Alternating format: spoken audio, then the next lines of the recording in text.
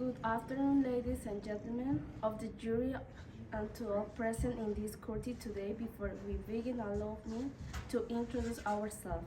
My name is Jessica Mendez and I am a lawyer with more than 4 years of experience.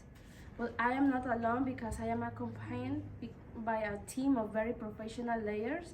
I will give you a moment so that you too can introduce yourself. I'm Rosie Rodriguez. And I'm Jennifer Luna. This speech is especially said in defending our client, Jay.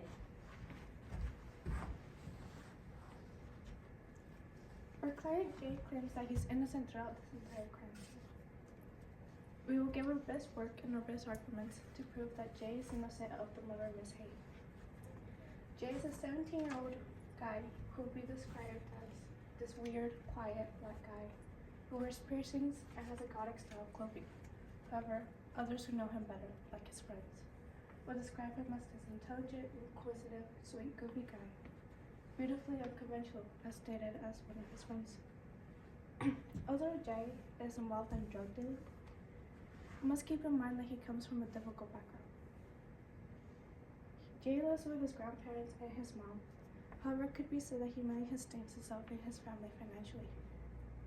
He always has a job he works in. However, the heavy responsibility on his shoulders has caused him to seek a faster way to provide for his family with drugs.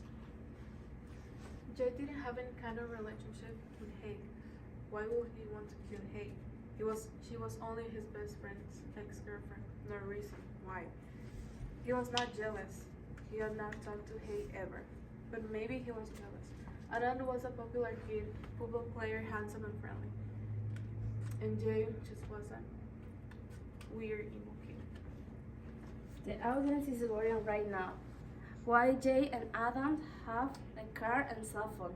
But if we were honest and go back to the story, Adam always wanted to have the idea that he wanted to take him home after school. But how do you tell someone to take you?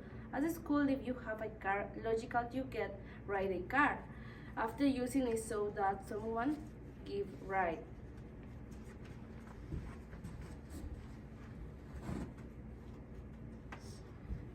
Jay is a guy who doesn't have many friends, but the few he has, he's willing not to risk those friendships. However, there's times where those friendships backfires. That was the case with Jay. So when Adan showed the body to Jay, what was his reaction? Well, Jay tells us that when he saw Hay's dead body, all he could think about was his girlfriend, Stephanie. He pictured Stephanie in the position of Hay and thought about how fragile Stephanie was. Before that said, we conclude that Jay was just a scared guy who was so afraid of being around the person who just killed his girlfriend.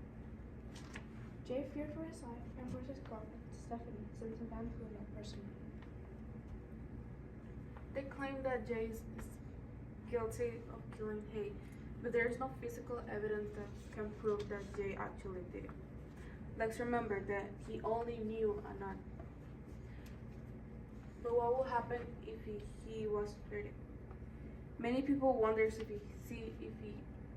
he saw Hay's body, why he didn't call the police. But will you call the police knowing that you're involved in drugs and selling them, and you committed another crimes? Will you end up in jail? After he helped Adam and he got rid of the evidence with the help of his friend Jennifer. The next day, the first thing he said was, I want to see my girlfriend, to take my friend Jennifer's house. It was a double game because Jay needed the car but buy things for her girlfriend and Best Boy because it was her birthday. They did not have a phone and a car because his condition did not allow. It is why he agreed to take Adam's cell phone and car. Then with his phone, Adams would call him so that Jay would return things. Meanwhile, he would tell he to take him home. When Jay was called into the court, Adam's lawyer yelled at him to attempt to make Jay break down and confess the truth they wanted. But he surprised everybody by acting in a polite manner and answering all the questions in a formal manner by sticking to yes ma'am or no ma'am. Another point to go over is that racial discrimination was still very strong back in 1999. So it just happens to be that Jay is African American. Furthermore, the judge gave Jay 2 years of probation with no jail time. Because of this, his lawyer mouthed the words "thank you" to the judge. His reason to do so is because he knew Jay was just a kid who was scared and didn't know what to do.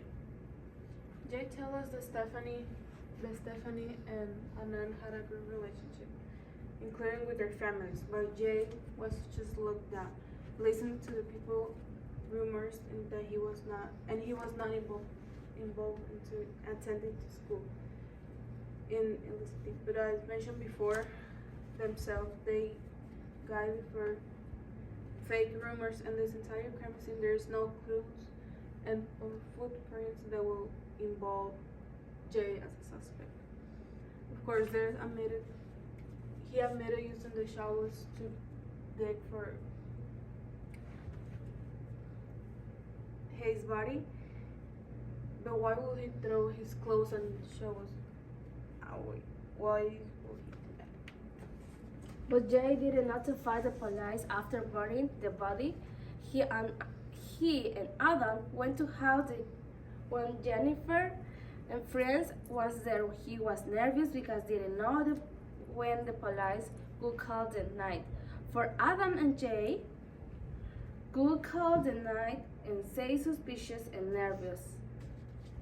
Then before as you consider everything present and that you reader the only verdict which should fit the true facts to making of him not guilty.